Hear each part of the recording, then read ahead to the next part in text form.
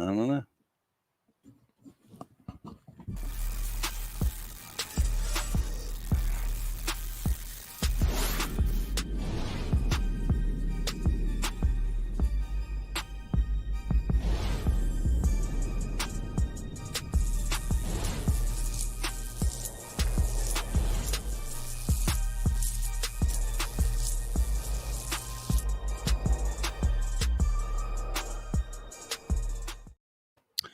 Welcome to Bass University Live. We are. I'm back in studio.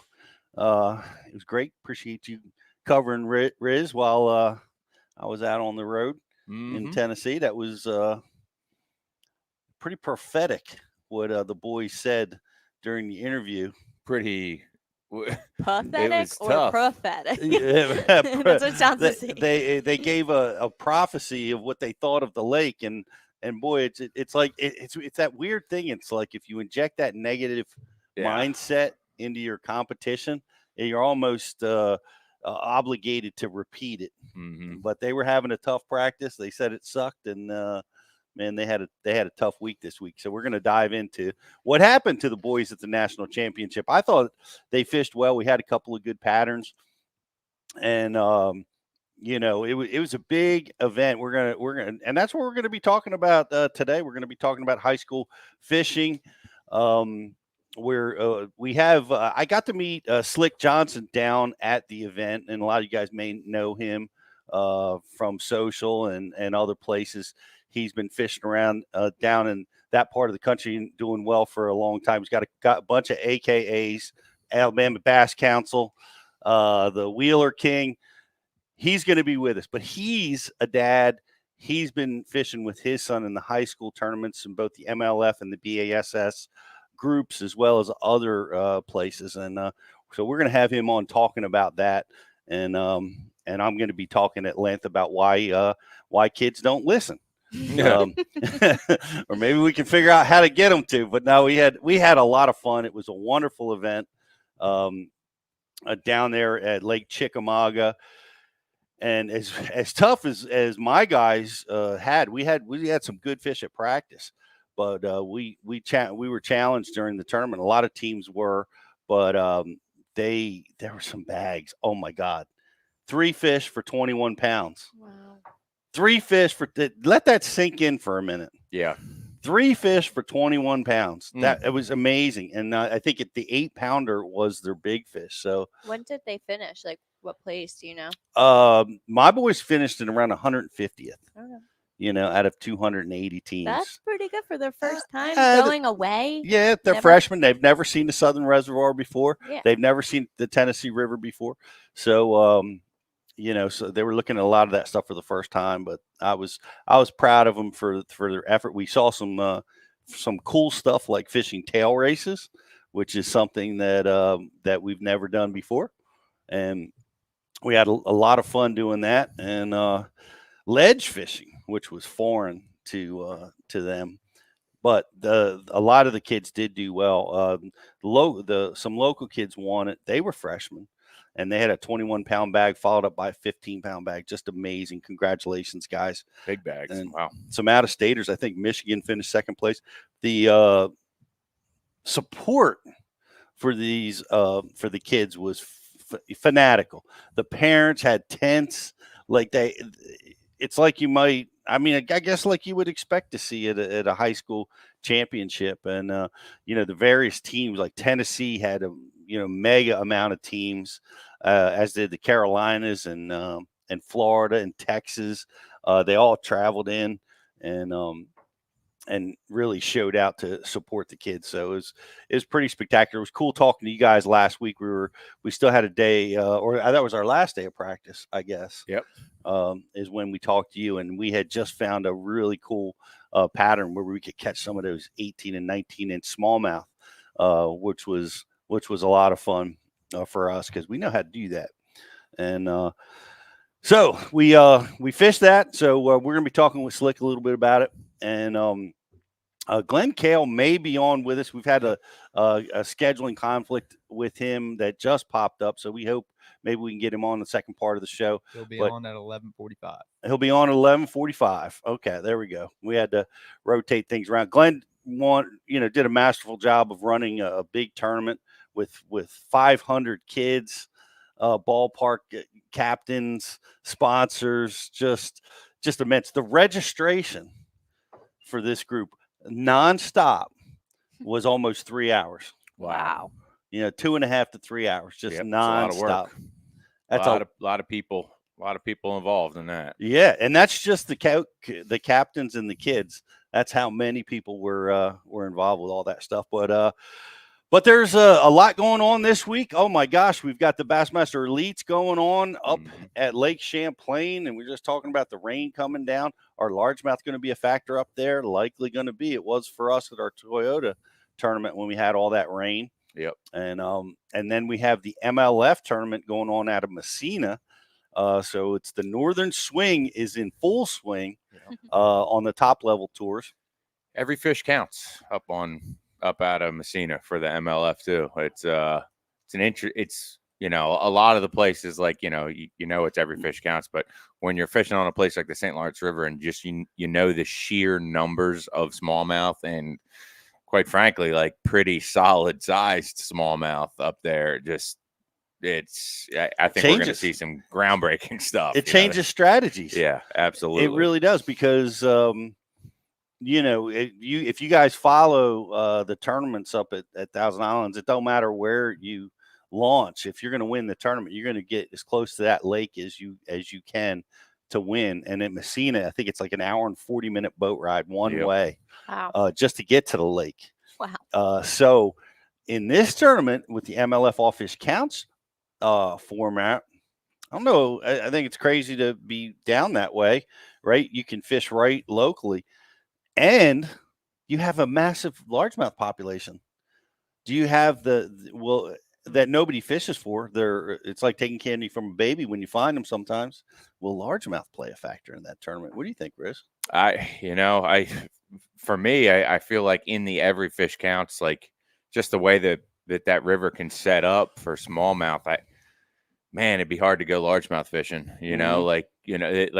like you said, it's like taking candy from a baby when you find them. But, if they're not there, if they moved a little bit on you, they're still, they're still northern largemouth where they will, they can pull a fast one on you sometimes. Those big bodies of water up north, as easy as it may seem to catch largemouth, what we've learned, and maybe it's just some personal find, is that those largemouth can be affected by weather changes, not necessarily to make them not bite, but it'll reposition them, it'll move them, and depending on how the habitat sets up, it could take you a while to kind of relocate them. And once you relocate them, you're going to catch them. But the smallmouth patterns up there seem to be just so much more predictable and consistent, and much more fast paced. Just the amount of water you can sheerly cover drifting if the current is set up right for that. It's almost impossible to not feel like that's a good pattern to fish go after, because you're covering massive amounts of water. The fish bite when you get it in front of them, and you don't need a 5-pounder. No, you don't. It's the fact that it's in every fish count, just because, like, how many times have you been on St. Lawrence River or jump over to Champlain, for example, where you're on a massive school of 3 1/4 pounders, but in tournament scenario you leave. Yeah, it doesn't do you good. Well, in this instance, you can stay on them and just. I know my boys maybe catch the same ones. My son would like that. He loves catching the big ones, but have you ever fished rather catch numbers after a hurricane? Like this is going to be like hurricane weather. That's a great question. Yes, I've fished through the bands of the hurricane and the intense rain. Actually, we kind of fished through a hurricane on Lake Chickamauga. We got caught in it, man. It was caught in some rude stuff. It was not a hurricane, but man, it was ferocious. We got last day of practice, we were trying to get in, and we got caught right in it, and the lightning bolts were dropping. And did you post that video I sent you? I didn't post the video of you guys in the rain. Nah, good, because I'd probably get for child abuse, I might get arrested. You know, That was awesome. Every young man needs to experience that. oh man, Seriously. we were huddled up, hunkered down, and we were hiding behind a bluff wall, waiting for that storm to pass. So that was we couldn't get. It was so harsh we couldn't get back into the launch. I was a mile away, and I could not safely navigate the water because it was coming at me so fast. And the lightning bolts were dropping. The wind was hammering around 40, 50. I don't know how bad it was blowing, but it was. It can happen fast, man. It really, really can. It happened. But to your question, Josh, great question. But those bands of rain, they just dump a lot of rain. It usually warms the water temperature because it's usually a warm rain. So patterns that benefit from rising water and incoming water can be a big factor because they just keep coming for a long period of time. So I don't know. We'll see what happens there. We saw Lake Champlain rise a foot or more. I was just getting ready to ask you, Pete, how does the water impact and the rising water impact, does it even have an effect on the St. Lawrence River? Like what happens? Like we know what happens at Champlain, right? The water rises, but the St. Lawrence is a river system. It's different. What have you ever experienced that? Like, well, to me, that waterway is going to be locally impacted, right? Because you're going to get water that's falling on the drainage area of the St. Lawrence that storms actually hit, right? But the actual flow it starts at Lake Superior, right? So that's where weather patterns that hit that entire body of Great Lakes is going to be what dictates the increase or decrease in water flow coming through the St. Lawrence. The actual local rains, the creeks will muddy. You'll probably get flats that muddy up. But I don't know if it's going to have a big dramatic impact like it did on Champlain where the water came up a foot. Gotcha. But I don't know. That's my expertise in the meteorological world. One update from the BPT. You're asking if anyone's going after largemouth. Looks like At the Foe is largemouth fishing. Just awesome. I mean, why not? I mean, they're untapped. You can find a big school of them. Yeah, you call it like a 5.5 pound largemouth. Yeah, there's great big ones up there. There's no doubt, but they're just the numbers up there are just fantastic. But that'll be interesting to see because we get it on the Chesapeake same way. Like if we get a rain event that drops on the Chesapeake, all the local creeks get muddy, but the Susquehanna stays clear. Yeah, which then we get storms that go up the northeast that dump on the Susquehanna, and the Susquehanna rages. Yep. But all the local creeks are clear. Yeah. Right. Yep. So that's what I think we're going to see up there. Yep. At Thousand Islands. But so what have you guys been up to since I've been gone? We had a lot of great releases. I know I was so proud. Jake was dialed into Bass University TV. We were watching tail race seminars. Nice. From Luke Duncan and Clint Davis. Great tail race seminars. And he was listening to those because we were fishing them during the tournament. And he dialed in on the Jay Security Demiki. Did he? He listened to that. Jay's one of his boys. Right. And so he was really dialing in and learning from that stuff. So as always, we had some amazing releases at Bass U. Yeah, absolutely. Last week on Bass U for the seminar, we released Cole Sands deep cranking, and Cole's a Chickamauga guy. And I heard second place came on a DT16. Yeah, it's that is a very applicable seminar to probably some of the stuff that was going on down there on Chickamauga. And this week in the seminar space, we are releasing Cooper Gallant triggering and landing big smallmouth with a drop shot. This is a really comprehensive breakdown on drop shot fishing for smallmouth. And, it may sound like it's simple. You just tie on your drop shot, throw it out there. They're smallmouth, they're dumb, they bite everything. Well, there's a lot of little nuances to it and intricacies that go into not only triggering a bite, but landing those fish. And Coop does a really good job emphasizing some of the things that matter post bite, and how to actually get those fish into the live well, or just in your hands for that picture you want to take for that day. He does a really great job with that, And last week and this week, we are releasing Kyle Patrick live scope on the water demonstration. And that is a part 1 and a part 2. Last week, live scope part 1 was out offshore targeting fish that were feeding on smaller bait fish, using Damiki style, minnow style baits, all that stuff you're seeing out on tour right now. Kyle's teaching about all that stuff, as well as how to set your live scope up, how to set your forward facing sonar up to get absolutely the maximum performance out of it. That's really, really important. There's some intricacies and some settings that really, really matter as it applies to getting the best, the best performance out of that technology that you can. And this week for part 2, there was just so much. It was so much information that we had to break it up, or it would be a 3-hour seminar. This week, he transitions. It brings us into the grass, fishing around vegetation, and again, the same thing: how to dial in all those settings and how to maximize your fishing time when you're using forward-facing sonar in vegetation. So excellent. Yeah. And by the way, he's going to be one of my picks at Lake Champlain. I see our guest is with us now. I want to bring him into the show.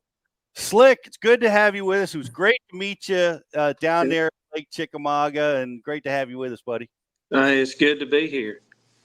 I mean, I appreciate you taking time from dock confiscation and outlawing all the wake boats. Appreciate you making some time. Yeah, it's been busy, with the wake boats and taking the docks. It amazes me how many people believe all that, but we just keep it going. Yeah, that's funny. It's fun to watch. I know, a lot of you guys have seen them come across your feeds, but I got to be honest. I wanted some laws mandated, because we stayed. My family stayed the day after to go out and look at the lake on Saturday. I wanted to teach Jake, how to find ledges, and we were down at Harrison Bay, and we were idling around trying to find ledges and show him how to mark waypoints so he could do it. Because we don't know when we're going to get another chance to be down on a reservoir like that. Oh my God, the boat traffic there was the most extreme that I've probably ever seen on any body of water. It gets bad, Pickwick gets that way. Gunnersville not quite as bad, but Chickamauga gets bad, especially on that end. And it's hard to idle when it's like that. And you're talking about the ledges. We live on the Tennessee River, but every lake is different. And I've done videos about how I used to dive for mussels, and that's how I got good at shellbed fishing. Was I dove for I got to see them, but Wheeler, Gunnersville, Pickwick, Chickamauga are all different. And I learned something this week. On Wheeler and Pickwick and Gunnersville, the fish are never going to be over 50 yards down from like one of those underwater islands or one of those places that makes a point out there on the ledge. 50 yards is all you got to look. There's no need going on down it. There's no need going to the other end unless there's massive current. But one thing I learned at Chickamauga this week was, there's a few fish out there on that first 50-yard stretch, but most of the fish were 150 to 200 yards down. And we didn't idle that the first 2 days. And then the one place that we had that we had caught big fish in practice, we were boat 178. I said, there's no way we'll get it. Well, we get down there and nobody's close. And we get on it, and I'm looking, and everybody's going 150, 200 yards down on these underwater islands. And I'm like, I looked at Lake, and he looked at me, and he goes, I think we missed something. I said, I think we did too. And I noticed that about Chickamauga, how the fish set up different. And I was talking to Michael Neal, and Chickamauga is so much more narrow, so the current's different. And when I do videos about fishing the ledges on Wheeler and Pickwick, I tell people, okay, the fish are always going to be the first 50 yards. But if the current's over 100,000, they will get down on the other end, especially the smallmouth. And Michael Neal was talking about how narrow Chickamauga is versus Gunnersville and Pickwick and Wheeler. And I guess those fish position different. And that's something that, you know, I saw them my second time never beat at Chickamauga, but it was crazy to see the difference with it being on Tennessee River, and we take it for granted. And like y'all talk about, you know, you want to come down here and learn that ledge fishing. It's different on every lake. Lake went and fished a tournament this weekend on Pickwick because he was mad about how he finished at Chickamauga, and he won it with all smallmouth. Wow. And he called me and he's like, you know, he said, this is back to what I'm used to. He said, I just don't understand why the fish don't set up at Chickamauga the way they do here at Pickwick. But it's different on every Tennessee River lake you go to, and Kentucky Lake's even more different than that. So, well, we got a, you know, we had seen, this was the first time for my son. Of course, Max and Jake were both freshmen, and it was an awesome experience to be part of this. And we were looking at ledges for the first. Now I had seen ledge. I've done this. I've been on the Tennessee River a number of times, but it was foreign to them. So it was fun to watch them, you know, try to, you know, figure out. And we did catch we did catch some quality fish, and we felt pretty good going into the tournament. And you know, as you know, when the tournament starts, sometimes things go haywire, and they did for us. But how old is your son? You were boat captain this week. You've been doing this for a few years now. Yeah, I started with him in the 8th grade. We're actually at Montevallo today. I forgot that he had a college visit today. But he's going to be a senior this next year. And I've been doing it for 4 years now. And it, you know, it's gotten to the point now to where I'm just there to drive the boat. You know, fishing's gotten so much different with the live scope, has changed things. And it's like they don't really need me anymore. But they still do need me for the decision making sometimes, because, you know, that's what we talk about. He was upset on the way home. And I've always said, you learn more from a loss than you do from a win. You learn agree. way more. And one of the things he told me going in, we had fished the MLF world at Hartwell, and we had gotten brush piles and cane piles and all this stuff. And we end up running those, and we didn't try to figure out a pattern, which when we only had a day and a half practice, because we were filming for Bassmaster before that. And he told me before we came, he said, I don't want any information. And I said, really? He said, I don't want to know anything. And, you know, Jordan Lee is one of my best friends. And of course, he's asking, like, you know, you want to know about this or that? Like, so I don't want any information. And after day 2 of practice, I think he was wishing he'd have gotten a little bit of information. But, you know, it's one of those things you learn way more when you don't do well than you do when you're successful. It's nice to be successful. But it's also, I also tell people when I'm practicing for a tournament, and they may say, you know, what have you found, or have you found anything? And I'm struggling. Sometimes it's better to know what not to do than it is what to do. Because then you've got that marked out, and you're not going to mess up in the tournament. You know, people ask me sometimes, why is Jordan Lee so good? When I fish with him, he's constantly looking for the juice, and he's normally going to find it. And we fished before where I would never make decisions like he makes, because my dad taught me you don't leave fish to find fish. But because of Jordan fishing at the Bass Pro Tour, if you're not catching them and you're not whacking them, you're getting behind. You're getting left behind. And so it taught him to constantly go look for fish, and you got to have the confidence to do that. You really do. And so I say sometimes it's better to know what not to do by tournament day than it is what to do. Jordan's a special character. We've interviewed him a number of times on Ike Live and here on this podcast, and he's unflappable.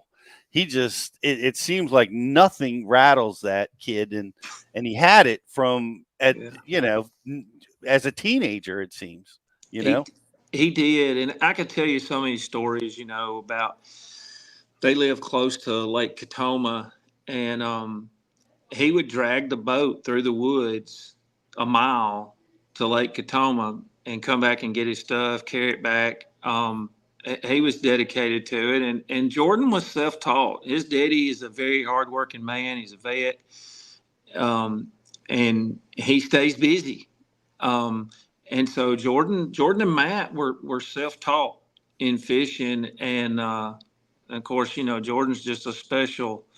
I can't even explain it. I mean, even though I fished tournaments with him, I can't explain the decision making sometimes, but it seems to all work out. So that's well, there's no doubt he's clearly one of the best, and he came right back into the elites, and he's right in contention again as if he never left. So it's pretty awesome to see. But as a coach, right? This is my question for you, because you've had a few more years at this than I have so far.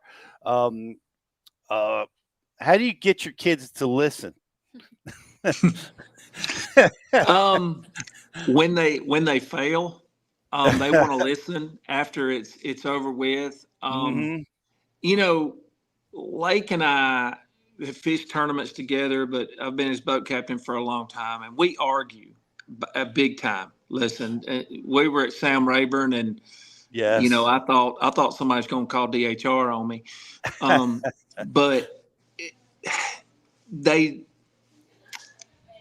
listen the best after they fail, and sometimes I've learned now to change my tone. Early on, I knew more than he did. I felt like, he needed to do exactly what I said. And listen, I'll be honest with you. He's taught me some things. The kid knows every fish catch that's ever been made that's out there on the internet because he studies it, and he studies the maps, and he does all that. And sometimes he's right and sometimes I'm right. And LiveScope, if nothing else, LiveScope has taught us that we didn't know what we thought we knew about fishing. And so I've had to realize that I'm now learning too, because things that we thought we knew weren't actually so. Mhm. And so now I'm learning too, but getting them to listen, I talk to a lot of boat captains about this very thing.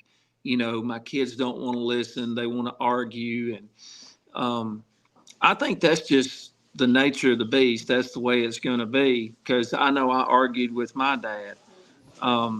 But I've changed my tone a lot.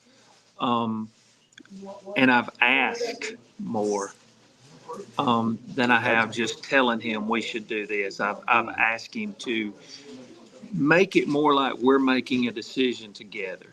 And that seems to have helped a little bit. Of course, he's gotten a little bit older too. But I get that from every, I thought I was the only one that yelled and screamed at my kid and wanted to fight, but apparently not. Yeah, I know it's a natural tendency, and I've found that the more the kids are resisting you and fighting back, or more resisting what you're teaching them or trying to tell them, it's actually the more they're listening to you. Yeah, but you don't see it right away. you don't. Like they don't want dad to be right. They want to prove them wrong, but then it sinks in. And you can watch them change their behavior a little bit, and then, okay, we're doing it right, or we're making the right decisions. And my team worked really well. They work really well together, and they did, it's more with me and my son. Sometimes we struggle, but I think that's all fathers and sons do that. And we had a really fun bite going. So like we were catching them in the tail race, and we kept we at practice we found them, and of course every time we set the hook it was 19 inches, and you know how it is on tournament day, they suddenly become 17 inches. And but we had a lot of fun doing that, and they felt right at home because they've both been smallmouth fishing. And what do you know, Chickamauga? Where in the heck are the largemouth in the tail race up there? Like every other tail race I've ever fished, they're all mixed together. Spots are in there, but nothing but brown fish up there at Chickamauga. Yeah, once it gets later in the year, end of June, they're gone. The largemouth leave, and it's really like that all over the Tennessee River. I know Lake had told me the tournament he fished this weekend, he didn't catch one largemouth. He caught all smallmouth. Wow. So it's like that all over the Tennessee River. Those largemouths, they leave at a certain point, and they're just really hard. They won't, even in the fall when everything comes back, the largemouth will they'll be hard to catch. Right. That's it. Well, it's funny because it seems like I've never fished there this time of year. Yeah. Like in all the Bassmaster stuff, we were always there in the spring. Yeah. So I've never seen it in the summer. This just a minute. Yeah. It's Chickamauga that time of year, the springs come into play a lot because it's gotten so hot. And then y'all didn't get to see the grass. This is a bad year for the grass at Chickamauga. Most years, once you get down to Chester Frost, that whole left side's covered in grass. So it was that changed things a little bit too.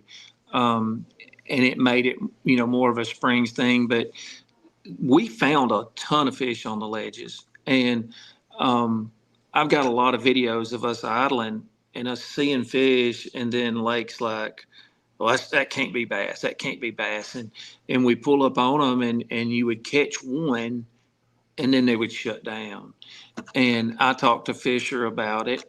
You just had to sit there on them and wait for one to bite. I mean, we saw some massive schools of fish. They're just so pressured. Look, Chickamauga gets pressured worse than Guntersville. It really does. And so that pressure hurts a lot too. And I saw that too. When we were idling down at Harrison Bay, we saw massive schools, and we didn't get down there during the official practice. So we were looking at some of those places for the first time, and we saw, big numbers of fish down there. It's really interesting stuff. But I want to ask you a question about partners.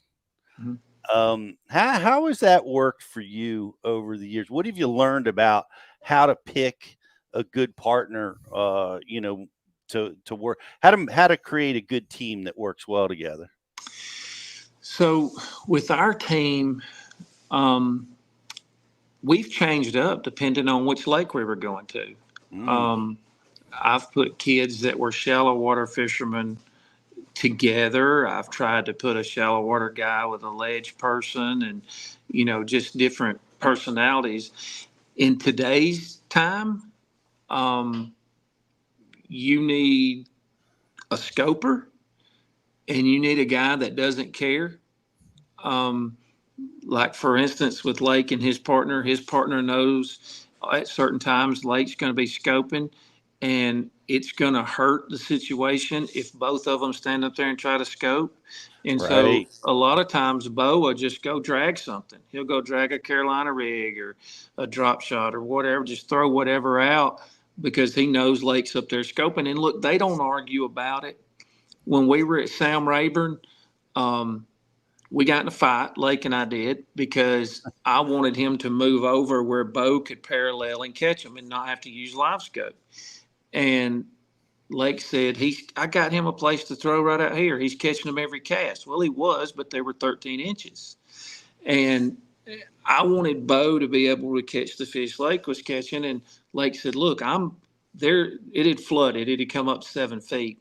Lake was catching them off of bushes underwater. He was scoping them. They were just loaded on these bushes, and he was just throwing up there and picking them off. And it's frustrating as a co-angler when you're the guy in the front of the boat's caught 25 and you haven't caught one. That's frustrating. And so it takes a special individual to do that. And, I want to keep it where both of them are catching fish. And so a lot of times, Lake will tell Bo, hey, I'm going to go retie. I'm going to tie a leader. You take it. And then Bo will get up there and scope. And, it's for them, they've been fishing together since they were, in the 7th grade. They've been together, but we've had different partners. And, man, it's hard because, my thing is, I think you should do, and I may be completely wrong. I think that when you find 2 kids that gel together, I think you should keep them together, because my kids have this thing, and it never was a rule. They kind of made it. We don't eat or drink anything until we're moving. Mm-hmm. They kind of made that rule. And so when another kid's fishing in the boat with you, and you're sitting there fishing, and that kid goes to get something out of the cooler, Lake will look at him like, what are you doing? Well, they may not do that same thing. So picking partners, man, I talked about it with the Bryan College coach, with Dustin, and I asked him, how do you pick partners for college? And his answer was, I try to get 2 guys that are total good at opposite things. One ledge fisherman maybe with a flipper, and I don't know that that's the best thing to do. I don't know if you're not better off having 2 guys that do the same thing. I don't really know the answer to it. I try to get the kids that just get along the best. And that seems to work best.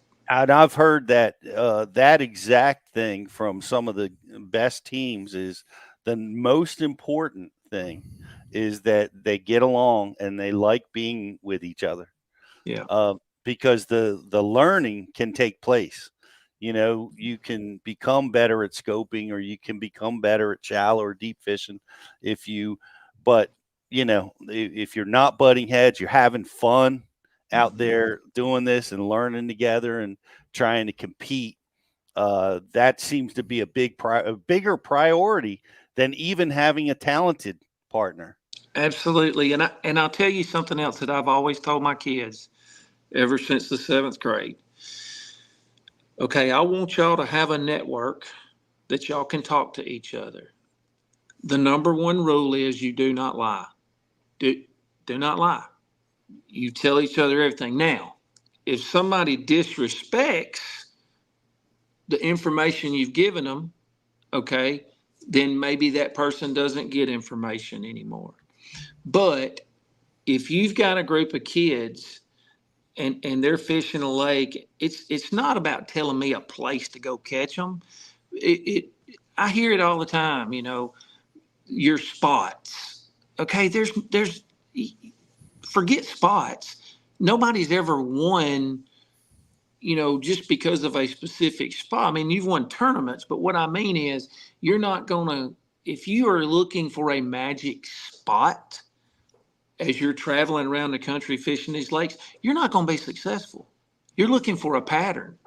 And so you figure out a pattern, and then you can be able to go all over the lake and fish that pattern. And so I tell my kids, y'all tell each other the truth. Y'all talk about what's going on, talk about what you caught them on. And that's kind of one of the things we try to do is stay at a house wherever we go. That way I got them all together. And then they can talk about what they're doing, what they're catching them on, how they're catching them, and then they can kind of figure it out. But it's not about catching them off one specific place. It's hey, y'all figure out what's going on and figure out a pattern.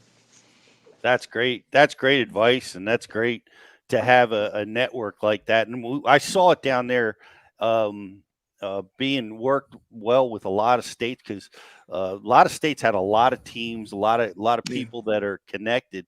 We don't have as many teams up from where we're from, so we were kind of by ourselves, and I could see the value of having a few more eyeballs on the water that you can trust and run ideas off of. So we'll look for that in the future. Hopefully we'll get another chance at this national tournament next year or the year after. But we go ahead, Slick. What were you going to say? Well, I was going to say these national tournaments are awesome for the kids. Bassmaster does an awesome job. MLF does. I think the world of Glenn Cale. He's so exciting. He brings so much energy. Kevin Hunt and Randy Sullivan, what they do with the MLF is great. I do wish that the kids would get money, or because we spend a lot of money going. I mean, I would pay a $300, $400 entry fee if we had to. I don't care. But some of these kids are not going to go on to college. And so what do they get?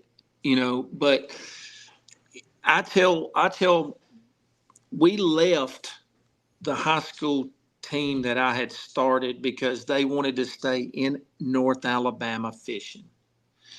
And I tell them, listen, if you're going to expand your career, you got to spread out. You got to go. And these national tournaments are great because of the competition you're fishing against, the exposure you get. And look, Bassmaster makes it a show. It's awesome. MLF does too. It's awesome. I talked to you about Logan's tournament. That insane tournament, probably the best thing we've ever done in high school fishing. And so, for anything that you can do to go out and fish at that level is going to help you expand your career and or help you further your career and get better. And for us, we've got our tails kicked before going to Florida or South Carolina or wherever. You're going to fish against local guys in some of these Bassmaster Opens and some of these MLF tournaments. But man, it's make the kids a whole lot better at fishing. I'll tell you that. I agree. I love that, and it's one of the reasons why we were real excited to come. And we did spend a fortune to get there, like a lot of folks. Heck, there were folks traveling from the West Coast, the Northwest. We had some. I talked to a team that flew, that had to fly in and arrange for a captain to work with them on on the tournament. So there's a lot going on, but it was a lot of fun. I enjoyed it, and we hope to get back. I want to switch gears and ask you a question, because I got you, and we're all planning to come to Lake Wheeler for the MLF Toyota Championship in November. What's going on on Wheeler in November? What's going to win that tournament? What can we plan for? Listen, I started out. I was going to fish Toyota Series because I wanted to fish that championship, because that is the most awesome time. Really? I'm gonna tell you, there's several ways it could be won this year, but I'll tell you what I would do, and I will tell you this, and people may crucify me for saying this. There's no way I'd lose that tournament. No way. And I'm telling you right now, I would throw nothing but a Carolina rig. Oh. And I would never leave the dam. 100%. If somebody goes and does it and they figure it out, that's how they're going to win. Now, you can win it on the flats. You're going to be able to catch them on a buzz bait, frog. They're going to be caught in the flats. I just don't think you're going to be able to do it multiple days because they're going to get beat up.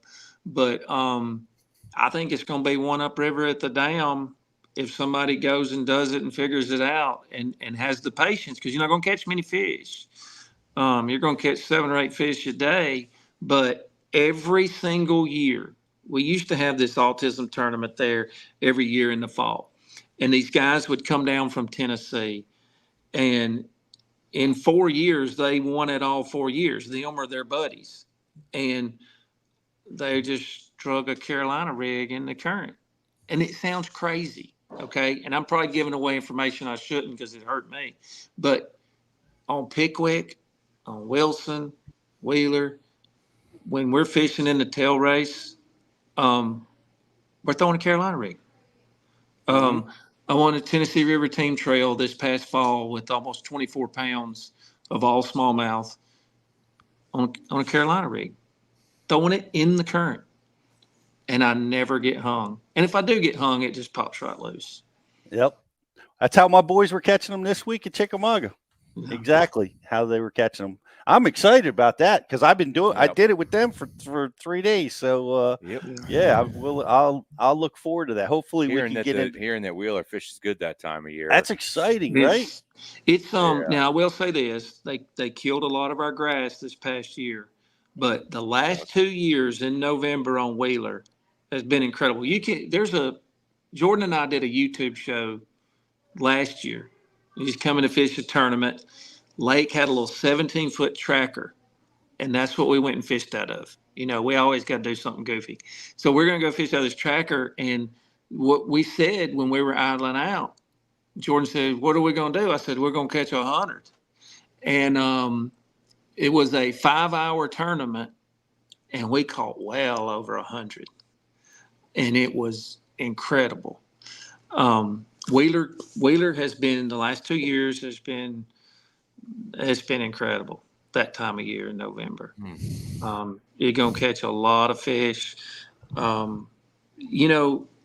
Lake and I talked and take a while to tell this story, so I won't tell all of it. He was young and he made a comment. We had fished 3 or 4 tournaments in a row and not won. And he made fun of me about not winning on Wheeler. And I said, "Well, son, sometimes winning is not fun." And he kind of looked at me like I was crazy. And I said, "Well, what I mean is sometimes when you're going to fish to win, you're going to fish to get 5 bites. But you're 11 years old, and I take you to have fun. I don't want you to get bored. I want to make sure we're catching them. But we're not going to win. We're going to go catch a bunch of 2.5, 2 3/4 pounders. We're not winning." And he says, "I want to win." So we're fishing a Fisher's of Men that weekend. The high was 36. And so I said, "All right, I'm finna show him." So I took him to the dam, 47 miles. Well, when we left that morning, it was 29. And so I thought, I'm going to show him what it's like. He thinks he wants to win. I told him, I said, "We're going to go up here. We're going to get 5 or 6 bites. And if we lose one of them, we just drove 47 miles for nothing." He's 11 years old. We take off. We drive 47 miles, freezing to death, coldest I've ever been. I think we caught 38 that day, and we had about 27 pounds. And so that lesson that I thought I was going to teach him kind of backfired. He looked at me on the way home, and he goes, "Winning seemed pretty fun to me." I said, "Son, that's not how it was supposed to be." But what I mean by that is when y'all know how it is. If you're going to catch 5 giants, and you may be doing something that you're only going to get 5 bites all day, and that's not fun. That's a lonely day. So on Wheeler in November, if you're catching a lot of fish, you're probably not going to be in a position to win. Well, we hope. Sounds like I'll do great if I Yeah. never catch a lot of fish. We hope to get a shot at it. We're all we have the Thousand Islands tournament coming up out of Messina, and we'll see if we can't make it down there to fish. It was great meeting you down at this tournament, man. Great insight on high school fishing and the Tennis River and all that stuff, man. And it was awesome having you on the show, man. And I want to wish you best of luck with all your rules at the council, and let us know if we can support you in any way. Hey, I appreciate it. Yeah, I'm gonna get in here. He's having his visit at Montevallo, and that's one of the things I will say before I get off here that's been great about high school fishing. The the college coaches that you meet, the opportunities for college. When he first started high school fishing, if you would have told me that we were going to have these opportunities, look, and this is not me bragging about my kid at all. This is to tell people about fishing, how high school fishing works for people that want to know. Lake and his partner have won over $500,000 in scholarships. Now, those are to specific schools, a lot of it, but they're not going to pay for their education. And if you would have told me when he was in 8th grade that my kid was going to get his education paid for from fishing, I'd have said, you're crazy. But that's what fishing, high school fishing, college fishing has opened up to our youth. And I get chastised about high school fishing all the time on social media. But that's the one thing that I appreciate Bass, MLF, all the high school people. That's what I appreciate them for. We've got a organization here called Bass Tactics. They give away an $80,000 scholarship at every event. So somebody at every event is getting their education paid for fishing. And Wow. I think that's incredible. And so that's the one thing I do love about high school fishing. I get all the arguments about all the boats and what they're doing to the lakes and all that.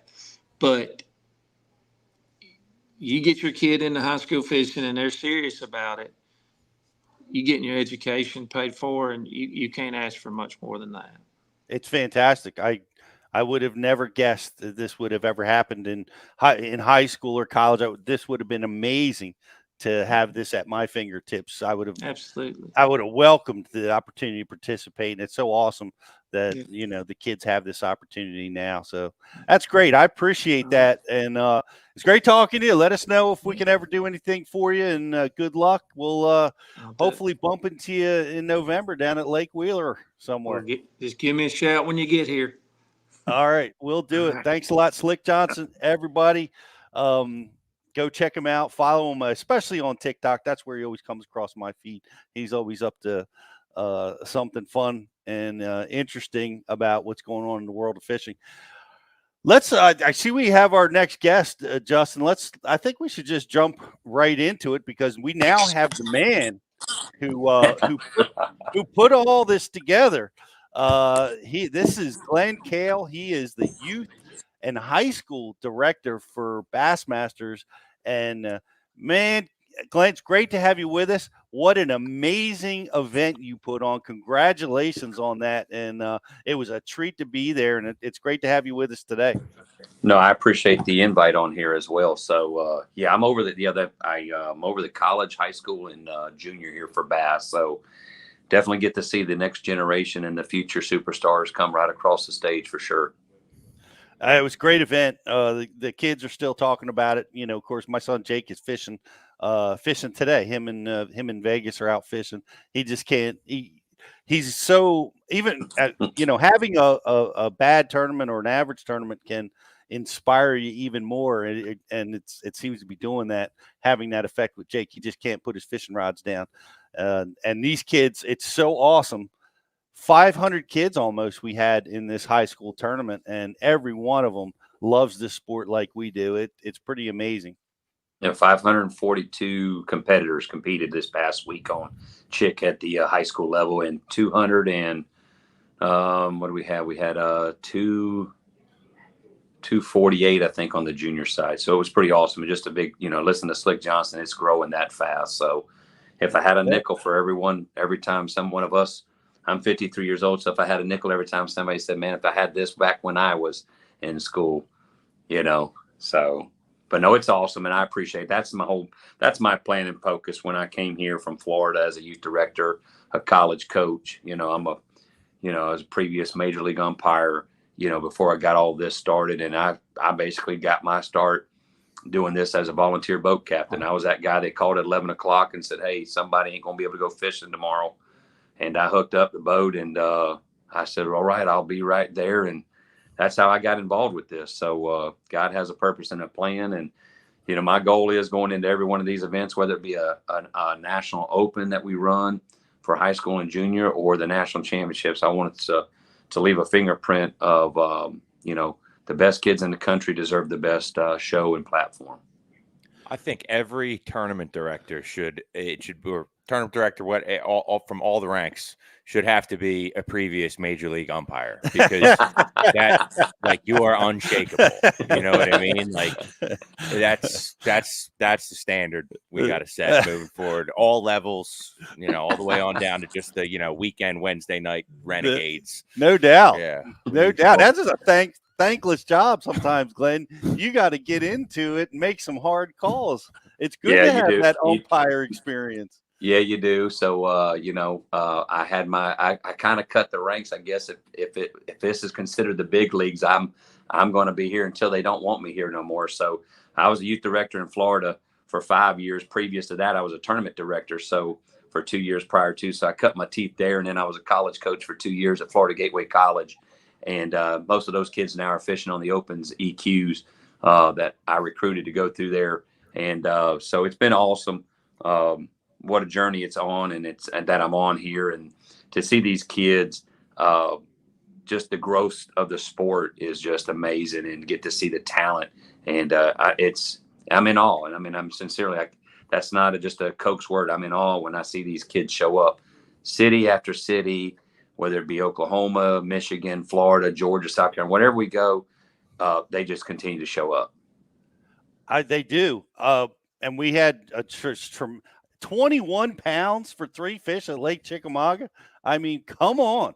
That was stunning. Well, you know what's cool about that is that boat captain, he absolutely knows nothing about fishing.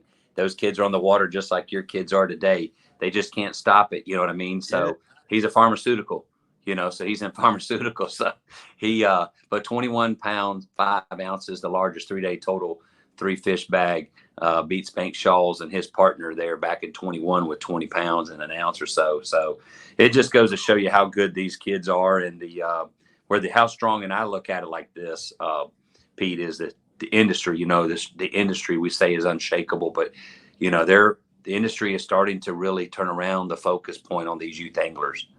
And I'm telling you, it's you got to get in on them, because they're the best. They're the best insurance policy is these kids, because they don't have no quit in them.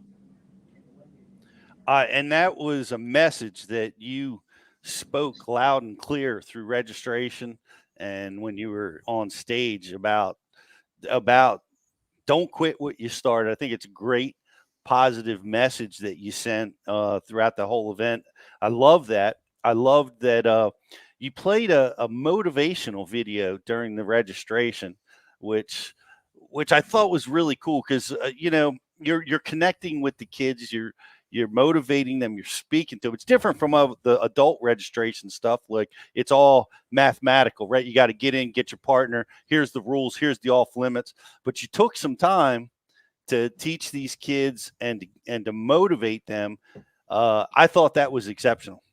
Well, and I appreciate that, because I worked on that motivational. My wife will tell you, I ran that through a couple of a few pastors that I've sat under, and a few youth pastors that I'm really good friends with. So I worked on that video, believe it or not, for about a month and a half, because I wanted something that was going to, you know, we can invite a guest speaker in, but sometimes sometimes we don't really have the right words, and who is really the right motivational speakers unless those people are out there doing it.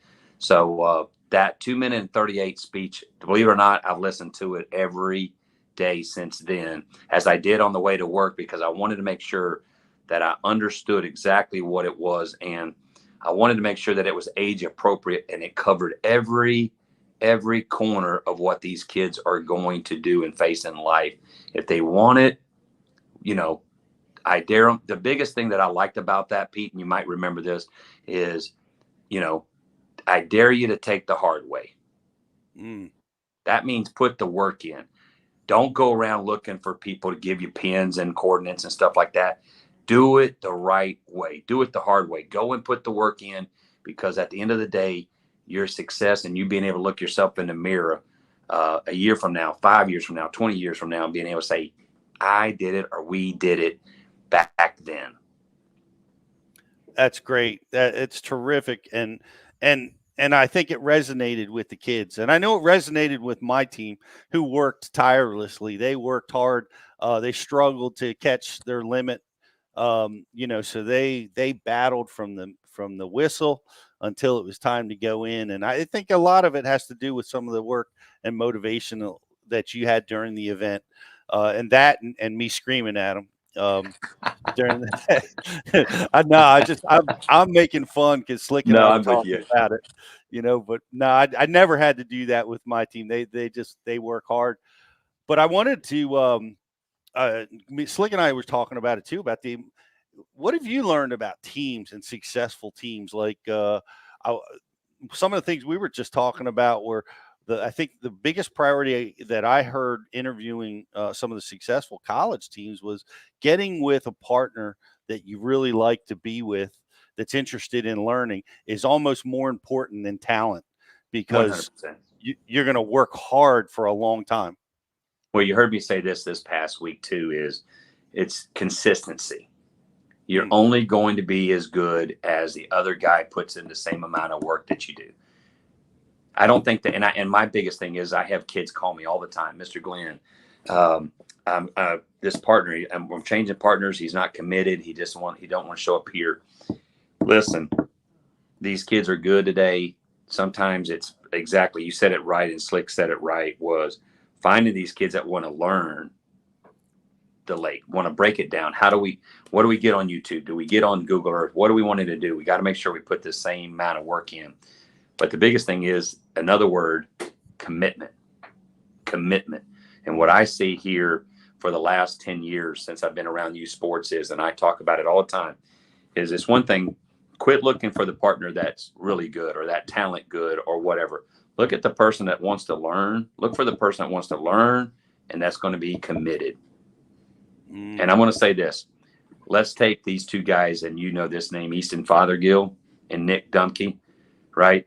A phenom on the Open EQs, a bracket winner last year. Right. Nick Dumke and Easton Fothergill fished their whole junior series as partners. They started off as partners. They fished the whole junior, the whole high school, and their whole college career. And they're both in their 5th year right now, graduated. And, and look where they're at. Look what the consistency, you know what I mean? And I had a chance last year at the bracket. I went out day 1 on the bracket with Nick Dumke, got a chance to see him, really wanted to find out who he was and just his skill level and just him as an individual. And then the next day I went out with Hayden Marbett. Hayden Marbett was fishing with Tucker Smith for, the few years there through high school. And I wanted to see his skill level. And I wanted to see what he was about. Another Nick Dumke, the real deal. Hayden Marbett, the real deal. Then I was able to go out with Easton Fothergill on day 3, the final day of the championship at the bracket, and really see just a flawless effort of him losing about a 3 or 4 pound smallie, threw a blade up there, hooked that thing, it comes off, breaks it back up. He never wavered 1 minute, very flawlessly and very confident on the boat. But I see that at the junior level, Pete. These kids are scary good. So, and at the high school, which you guys seen it this past week. So it's just, we just can't, we're living in a society today where I think everything is thrown at these kids. I wouldn't want to do my childhood. Give me my childhood. I liked what I had to do because we didn't have all the distractions, but these kids, society wants to give these kids something and just say, it's okay if you don't want to complete it. So I'm going to tell you some interesting facts. We had 129 teams fish the junior championship. We had 30 teams that didn't weigh a fish in on day 1. Day 2, I had 129 teams launch their boats again. Okay. We had 272. We're gonna go to the following week. We had 272 high school teams register and compete. We had 270 teams, because we had 2 that had boat issues. 270 teams launch on day 2. That's so the message from everybody, yourself, Mike Eichelnelli, never give up. That's on my place list. Never give up. There's words to there. There's a reason for that. And I read his book, and I met him. I had a chance for him to autograph my book down when he was at the Elite Series, him and his wife. had just got married, and she was selling books out of the back of his truck. And I said, hey, I just want to get him to sign one of these. And he signed it. But that resonated to me. Living in Florida was never quit, never give up. Everybody has a different raising, a different background, maybe a different support staff, but we're given this one opportunity of life, and whatever we choose to do with it is obviously influenced by those around us. And I just want to make sure that I'm doing my part to make sure this is bigger than bass fishing to me. We're changing lives here at Bass. I want these kids to have an opportunity. And as long as this platform's here and I'm able to be on it, my focus and mission is always going to be the best of the best are here. What you put in it, you know this, you guys know this, any competitor knows this. There's going to be days where it's your day, and you're going to have to learn to take a lot of losses. And until we as young people, until the young people grab that and they go the hard way, we accept that. But that's what's going to be that driving factor and force to never quit and never give up, and always finish what you start.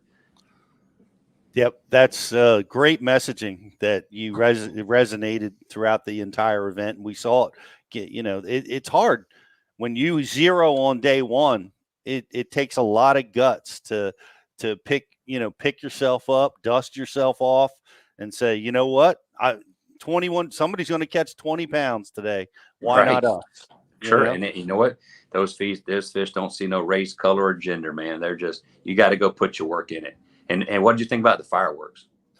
That was super cool. I love that. And the kids loved it too. It surprised us all at the at the Star Spangled Banner in the morning. Oh yeah. When that line and rocket red glare, bombs bursting in the air. Bombs bursting in the air, fireworks went off. That's so cool. at 6 o'clock in the morning, and and the sky's dark, right? So the fireworks had a massive impact. So I thought that was a really cool touch. That was nice. I did that. That was something I started down in Florida as a youth director.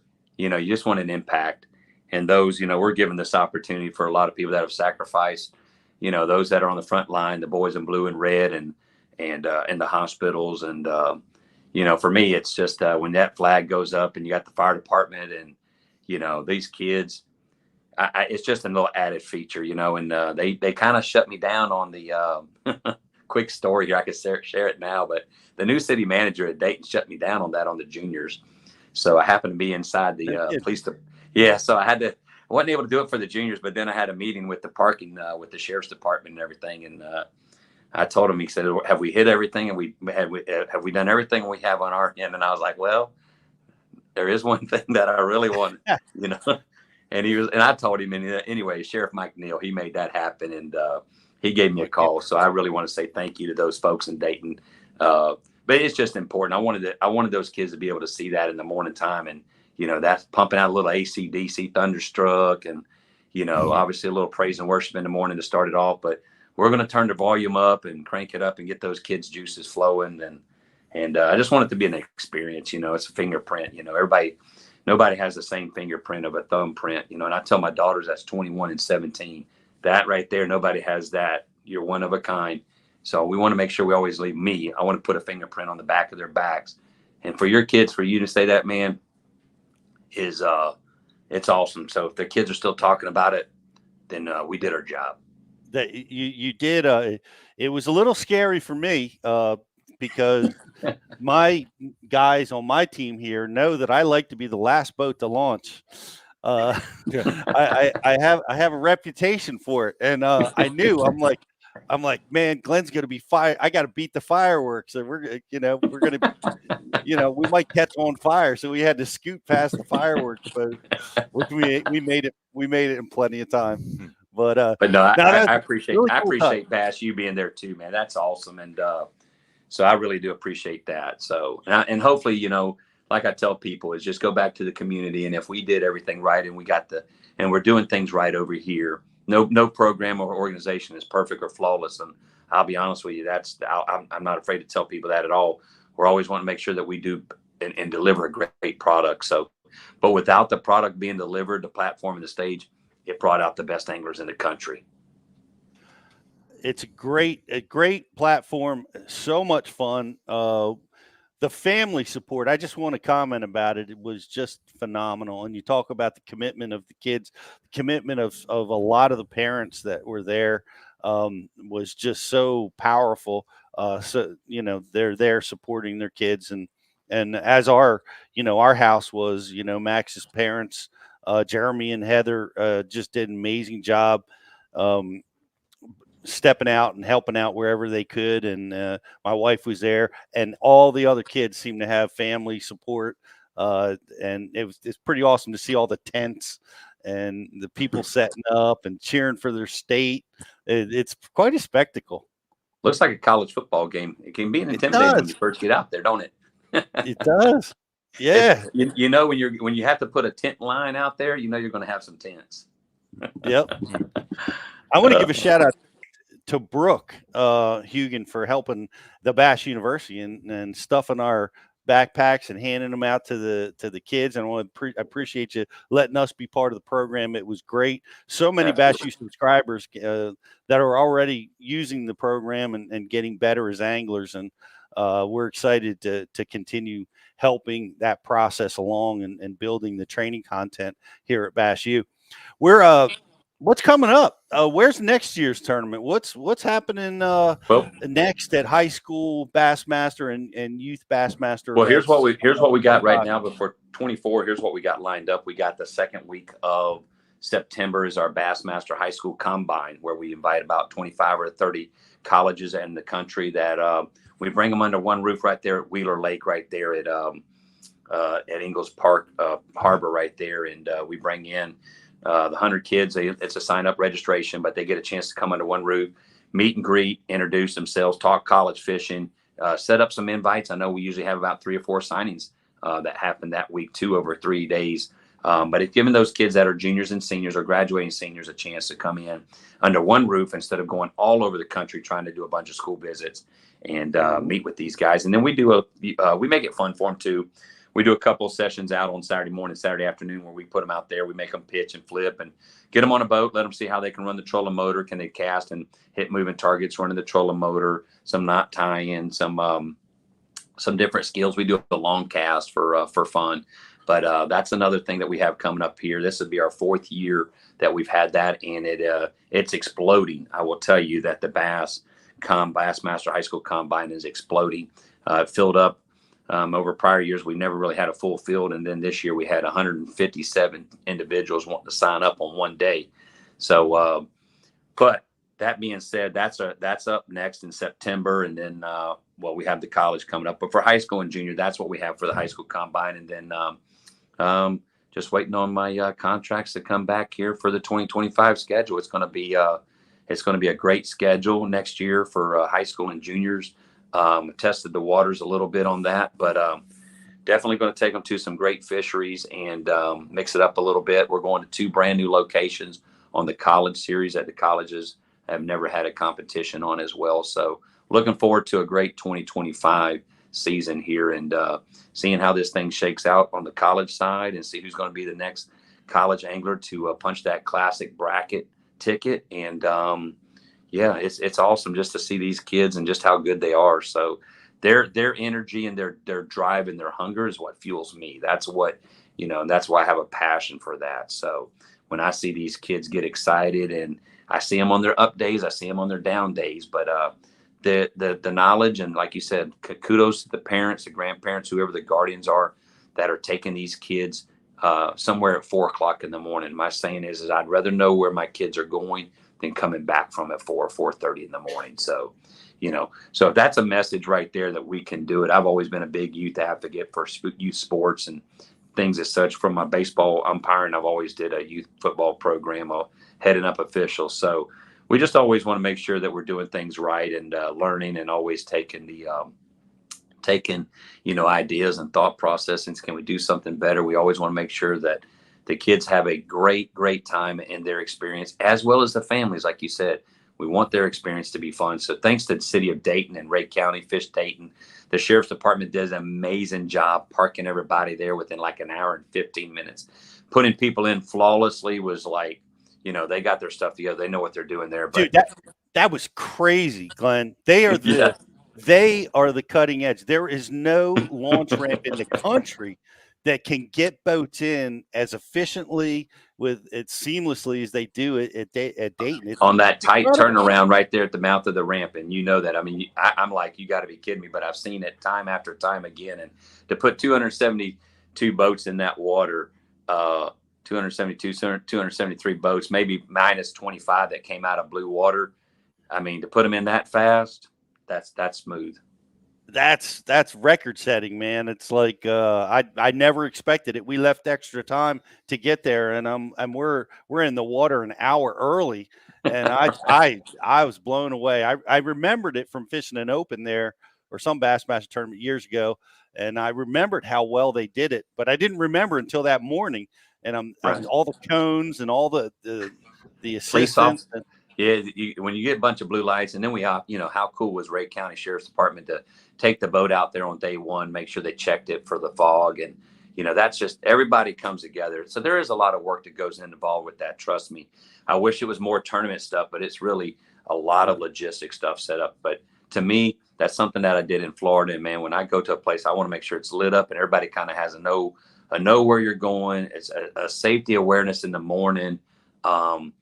People going to work, people coming home from work at that time in the morning.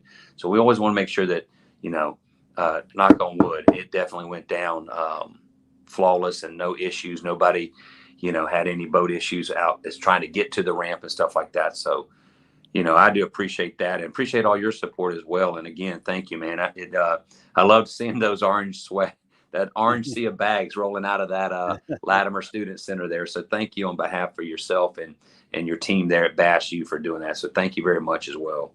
Oh man, we're glad to be there and hope to be there in the future at all these events. And thanks for doing the work you do, motivating the kids, taking some extra time to do some things that are just that are really cool. That the motivational stuff is phenomenal, and I really appreciate that. I know my kids did. And we're going to be working hard. They're fishing their next nation event coming up here in a couple weeks, and they're going to be working hard to try to get back to that national tournament next year. Maybe it'll be on the Chesapeake Bay.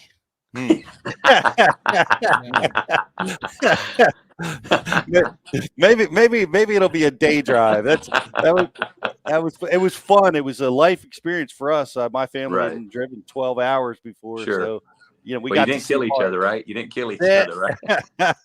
Hey, Pete, I have 2 daughters, buddy. Trust me, I know all about it, man. I told them we'd never get there if y'all don't learn to go to the restroom when we stop. I thank you for having us on today, Pete. Yep, they got to see the country, so that was really cool. Really cool. And you know what? The country. And that is something. You know what? If we can put the cell phones down and sometimes, and just get a chance to see the outdoors and see a deer or a turkey, or you was up there in deer country. I mean, I don't know how many deer I saw up there, but I mean, it's just life. You know what I mean? And we get so used to looking in these monitors and this phone all the time. So it's just a nice fresh of breath there. But it's awesome to see that family and the families building their vacations around it. So I appreciate you guys a ton, man, so much. And thanks for all the kind words. And that's what it's about. If everybody can take that experience that they had in Dayton, Tennessee, take that back to their communities, back to their local fishing clubs, and say, hey, you really got to get involved with this. That's all I ask people to do, whether it be right, wrong, or different. I'm open for suggestions, but if it was a good time and people saw added value into it, that's all I ask. Just share the goodness. I know they're going to be sharing it. They already are with all that they do, and just telling everybody what a great time they had, and we sure did. And we'll look forward to trying to get back there. Thank you for all you do. We really appreciate it, Glenn. Thanks for taking the time to be with us today. And if there's anything we can do for you, be sure and let me know. We're happy to help spread the word and promote things for the combine. Whatever you need, let us know, and we'll look forward to catching up with you soon. Thank you. Thank you, Pete. And I appreciate you guys at Bass U. Thank you, brother. Thank you, Glenn. Thanks for the work that you do. That was awesome. What a great experience. He runs a great show. And I got to be honest, that launch ramp, I'm telling you, It was the most impressive thing I've ever seen. 280 boats in the water. That is impressive because I in know like how that an hour. I know how that launch ramp is set up, and it is like it's kind of awkward the way it sets up. It like, is. just looking at it, but apparently it works. They have made it work somehow as we struggle through some of our audio situations. I don't know if we can Good hear time me. to go to a commercial. Yeah, it's a great time to go to a commercial. We're gonna give away some stuff. We're gonna do an unboxing of the new Bass University box powered by Fish Vault. Just came, so we're gonna be doing that, giving away some cool stuff From Crush City. From Crush City today. Mm-hmm. Imagine that. We caught a lot of fish on it this week. We'll be right back after this. Welcome to Minnow King. How can I help you? Everything looks good. I'm friggin' starving, man. Been spawning all morning. Ugh, TMI, bro. What do you want? I'll take a Crush City freeloader and gizzard shad. Anything to drink. Water. Pull ahead, please. Welcome to Minnow King. We're gonna have what he's had.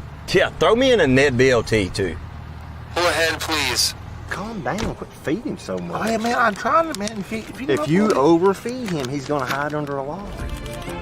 Right here, AquaView, mandatory equipment in my boat. I say it all the time. The smallmouths hide in the cracks in the rocks, and just saw a little bit of the same kind of rock with the cracks in it. And I realized that I had to put a bait down there. You wouldn't, idle over them and see them on your screen. You had to put a bait down there and suck them out of the rock. So, AquaView, big assist on this one. And outdoors Bassmaster Classic champion, Jeff. Why do you love catching fishing rods? I'm truly losing less fish. Is the sensitivity of the rod. That they're made right here in North Carolina in the USA. Strongest, lightest rod, 100% made here in Sanford, North Carolina. From the drop shot rod to the flipping stick. Every rod has a purpose to it, and I rely on them all the time when I'm out there in a tournament. Durability in the John Cruz Worming series, the counterbalancing in the handle. It's the only rod I found that can withstand my hook set. Boom goes the dynamite. On the water, not spent fishing, is a moment wasted.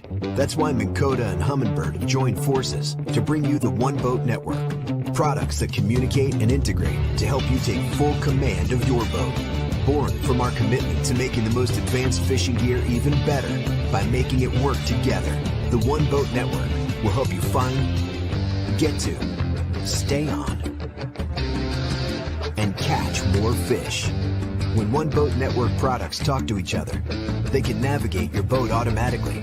They can give you a crystal clear view of what's below with no messy wires. And they can let you lower, raise, and change shallow water anchor modes from anywhere on the boat. But that's just the beginning. We're never done innovating, integrating, and making your boat simpler and easier to control. All so you can make every second on the water count. All right, we are back. Well, we're back with another episode of Bass University Live. Awesome first two segments there. Talking to Slick Johnson. And he made it very apparent that I guess I got to run to the lake in the Toyota Series because now I really want to get into that championship on Wheeler. To hear that Wheeler's going to be fishing at its best in November, that very makes me exciting. really want to qualify. Because it's tough right Just now. gonna be on the flat throwing a buzzbait. No, it's tough on the Tennessee River this time of year. The water temperature's in the 80s, 90s even. It's hot and it's challenging, but it's really September and October will be more of the same. Then as you get in November, that water temperature starts cooling down. Yep. So it's going to be fun. We're excited about that. We'll look for us work to do. Yeah, look for us to be at the Toyota Series up there. We'll be doing social posts and letting you know how things are going up there as the whole Bass U crew is up there doing it. We've got a grand prize that we're giving away. We've got a lot of Crush City stuff giving away some in our more Crush City stuff. So the last chance to like and share the feed on Facebook to win some Crush City stuff. And if you're a Bass U member, I'm going to put the grand prize question in the chat right now. So you have a minute or two to think about it. And Pete, let's see what's in the Bass U the Bass U box. Well, by the way, the Crush City cleanup crawl continues to deliver for us. And our second place from Michigan was using a DT16 as the second place at this high school deal. But this is it, man. We're really excited. I know a lot of you guys have received this box. It's a Bass University box, so the stuff in it is really directly taken from some of our premier seminars, which is great, right? You can watch the seminars, and then you have the baits, that they use in the seminar. Well, this is really cool. This is a Fish Vault hat that's coming in our premier box. Did you get your box? I did. Did you have the new Fish Vault hat? Yeah, I got a Fish Vault hat. I already took some of the stuff out of my box and caught some fish on it. You did? Yeah, I did. There's a good spinnerbait in that box. I caught a couple nice fish on. Man, I'm gonna pick the first one, because this is going to be the KVD Square Bill 1.5.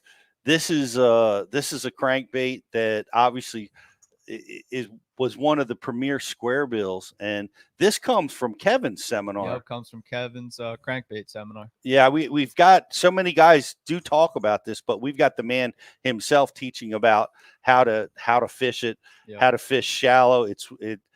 Kevin continues to be one of our most viewed seminar speakers at Bass University, so it makes sense that his bait is in the box. That's from the KVD Cranking System seminar. KVD Cranking System. Rich, you go next. Oh, all right. We're doing this way. You didn't know I was going to throw you into the bus here. Yeah, but what's your next pick? I'm ready. I mean, I can't not pick this half-ounce spinnerbait. It's a Booyah. Jason Christie had his hands all over the designs of these spinnerbaits, and it's from they Jason Christie's seminar. They come with a Hildebrandt blade, which is not all spinnerbait blades are created equal, and not all spinnerbaits are created equal. But I'm here to tell you this is a good one. Catches big fish. Straight out of Jason Christie's spinnerbait seminar. That one is still one of my favorites.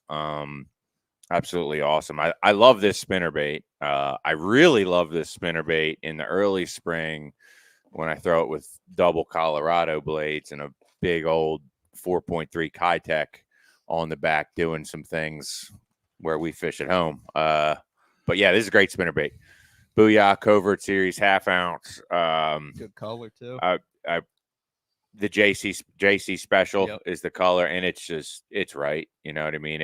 It gives you the invitation for pretty much anything you want to cover. Yellow perch, white perch, bluegill. You can modify spinnerbaits by changing up trailers, trailer hooks, all that stuff. It's a good bait. That's Catches from the Christie Power Fishing Techniques seminar. Mm-hmm. This is a great crawl.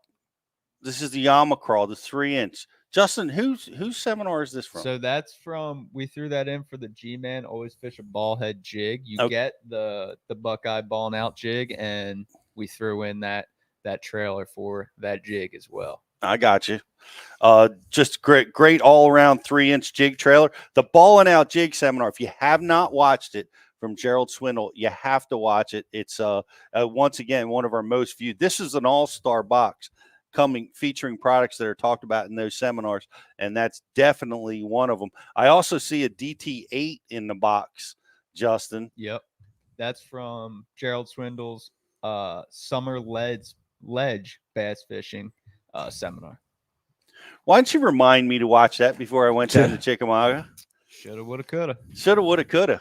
I mean, we were tied up with soft plastics. We were throwing a lot of Carolina rigs and Texas rigs, but that would have been a great one. Another from one of our premier speakers, and this is really cool. Not only in our boxes there are the premier baits that all of our speakers talk about, but you have really great gear, and that's what Fish Vault's known for. And this is a really cool glow in the dark. Yeah, it's called the X Gear Aid light. So it's like a little portable light. It's pretty cool. And it's, you drop your keys in the dark, in the morning, lights up, at night. It's awesome. Drop them in the water. You can see them going down. Yep. Good. So this is the Bass University box. What did you get in yours? Justin? I got the Buckeye ball and out jig in mine. Awesome. You got the drop shot baits. We got these drop shot baits. What seminar is this from? I don't know what one that's from. I think that one's just thrown in. Okay. Snacky swimmer.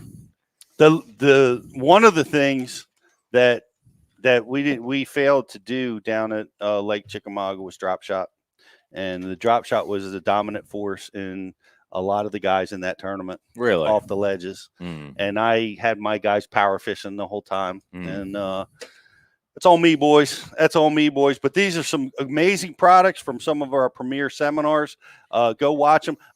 Like I said, I was really impressed with Jake diving into Bass University, preparing for this tournament. And so many people at registration let me know that how they're using Bass University, not only as coaches, a lot of them are teaching their teams with it, but a lot of guys are using it and helping them become better and more confident, and that's why we do it, guys. But this is the box. Get signed up. How do they get signed up for the Fish Vault? Just head over to fishvault.com, and you'll see the Bass University logo. Just click that, and you can sign up for $365, or you can go monthly and get all types of cool stuff every month. Yep. Sign up for the Bass U box, and it'll have a card with the QR code that'll take you directly to and showcase which videos that each one of those baits is being featured in. So check it out. We got a new box coming next month. Get yourself signed up. Yep. Do you got a winner over there? Yeah, so the grand prize question was, what was Glenn's profession before coming the youth manager for Bass? And that would be an MLB umpire, and Howie Range got it. So shout out Howie. That was awesome. You're right. Everybody should be an umpire. Yeah, every tournament director needs to have that kind of I didn't want to hand. I didn't want to go down that road. Maybe I should have, but I just wonder what kind of situations you get in as tournament director, and people being DQ'd and fighting, and it gets crazy out there. What do you got, Josh? It's Greg DePalma's birthday today. Yes, GDP. Happy birthday, Happy birthday, buddy. Happy birthday. Yeah. And we have a like and share winner, Brian DiMasso. Thank you, Brian, for watching and liking and sharing. Thanks, everybody, for watching. We're going to be back next week with another episode of Bass University and Live. a sub of the week. Sub of the week. Shout out to Will. Will helped us out at the Classic, and he's rocking the Bass U Red, White, and BU hat. So shout out Will. With a strong pair of fish at some derby somewhere. Yep, Kentucky Lake. I think it was a BFL. So attaboy. Wow. Shout out Will. Sub of the week. Send over your pics on Instagram. Send them DM. Rocking your Bass U stuff. Well done. Well done, guys. Thanks, everybody, for watching. Thank you, guys. And look for some amazing releases coming this week. Did you mention those? We mentioned the releases already. If you're going to be at Lake Champlain or at the St. Lawrence River attending, checking out the weigh-ins or whatever, I'll be there. Come say hey. We'll have a Bass U booth set up, and come see me if you're going to be at either one of those events. I'd love to meet with you and chat with you about Bass University. All right, guys, get out there, get in some summertime fishing. We'll see you next week at Bass University.